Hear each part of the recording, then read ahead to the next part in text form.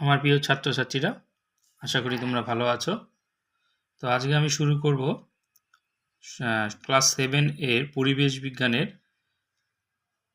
সংক্ষিপ্ত প্রশ্ন এবং শূন্যস্থান পূরণ কতগুলো এক্সারসাইজ আমরা কমপ্লিট করব। তো যারাই আমার এই চ্যানেলে নতুন তারা সাবস্ক্রাইব করবে এবং ভালো লাগলে শেয়ার লাইক করবে। তো চলো শুরু করা যাক। আজকের ভিডিওটি খুবই গুরুত্বপূর্ণ তোমাদের জন্য। তো যারা সামনেই আমাদের 3rd ইউনিট টেস্ট পরীক্ষা, সেই 3rd ইউনিট টেস্ট পরীক্ষার উপলক্ষে আমি আজকে এই শর্ট কোশ্চেন এবং শূন্যস্থান পূরণ মোটামুটি আমি তোমাদের জন্য তৈরি করে দেব। তো চলো প্রথমে দেখা যাক।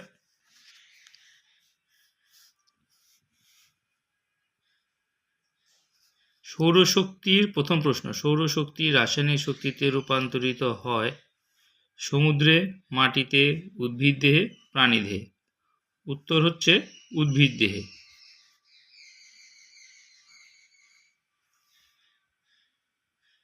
অপুনর্নবীকরণযোগ্য শক্তির উৎস হল বায়ু শক্তি, পেট্রোলিয়াম শক্তি, পারমাণবিক শক্তি ও সৌরশক্তি।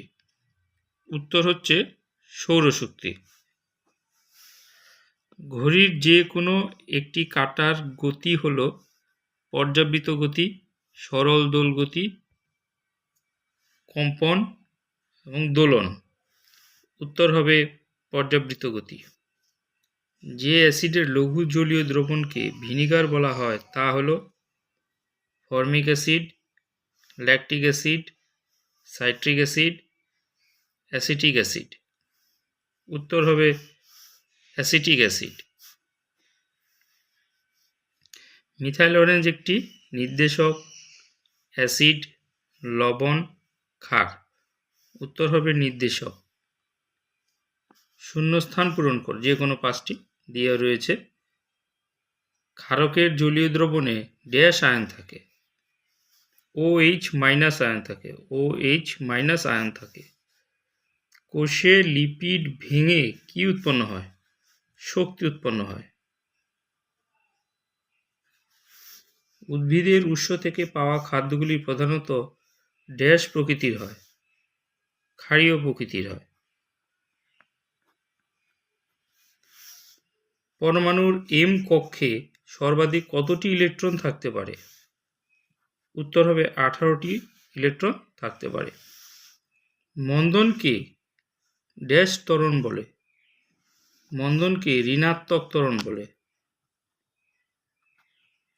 ঋণাত্মক ত্বরণ বলে। তো চলো নেক্সট এক্সারসাইজটা দেখি আমরা।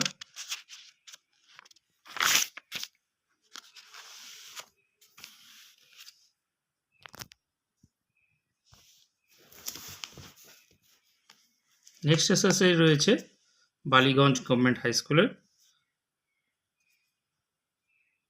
সমতল, সঠিক উত্তর নির্বাচন করো। সমতল আয়নার সঙ্গে কোনো আলোকরশ্মি আপতিত হলে লম্বভাবে প্রতিফলন কোণের মান হবে কত degree? 90 degree, 180 degree, 45 degree, 60 degree.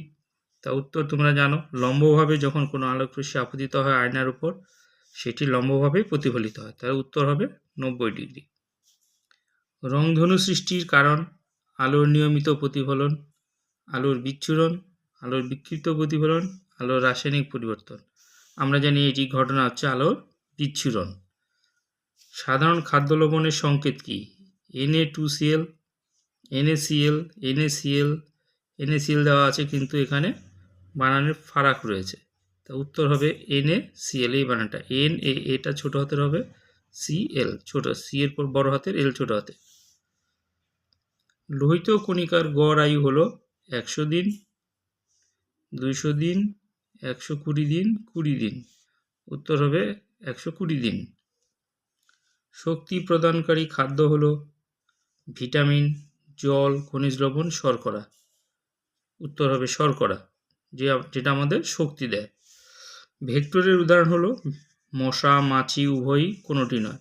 Vector মানে বাহক, যারা যে কোনো রোগের বাহক, সেখানে মশাও হতে পারে, মাছিও হতে পারে, তাই উভয়ই উত্তরটা হচ্ছে। মামস হলো বায়ুবাহিত রোগ, মশাবাহিত রোগ, মাছিবাহিত রোগ, জলবাহিত রোগ। মামস মানে হচ্ছে বসন্ত, সেটা আমাদের বায়ুবাহিত রোগ। রক্তাল্পতা রোগ হলো আয়োডিনের অভাবজনিত রোগ, লোহের অভাবজনিত রোগ, ভিটামিন এর অভাবজনিত রোগ এবং ভিটামিন ডি এর অভাবজনিত রোগ।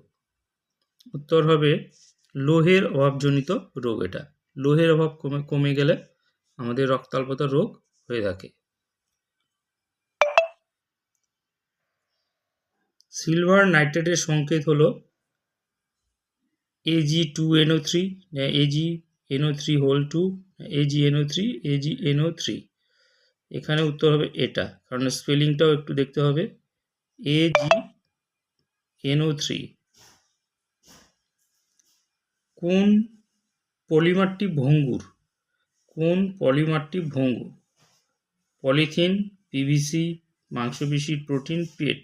দেখো পলিমার কিন্তু পলিথিন, পিভিসি, পেট এগুলো কিন্তু প্লাস্টিক, সবটাই প্লাস্টিক, তো এগুলো ভঙ্গুর নয়। তোমরা জানো যে প্লাস্টিক মেশে না, কিন্তু মাংসপেশির প্রোটিন এটা কিন্তু এই পলিমারটা কিন্তু ভেঙে যায়, তাই উত্তর হবে মাংসপেশির প্রোটিন। চুল, নখ, চামড়ার অপরিহার্য উপাদান হলো শর্করা, প্রোটিন, খনিজ লবণ, লিপিড। উত্তর হবে প্রোটিন। ম্যারাসমাস রোগের কারণ প্রোটিন ও শক্তির উভয়ের অভাব, প্রোটিনের অভাব, শক্তির অভাব, কোনোটিই নয়। এটা হচ্ছে প্রোটিন এবং শক্তির অভাবে ম্যারাসমাস রোগটি হয়ে থাকে। এই ম্যারাসমাস রোগ প্রোটিন এবং শক্তির অভাবে হয়ে থাকে। আশা করি দেখা হবে নেক্সট ভিডিওতে। সবাই ভালো থাকো, সুস্থ থাকো।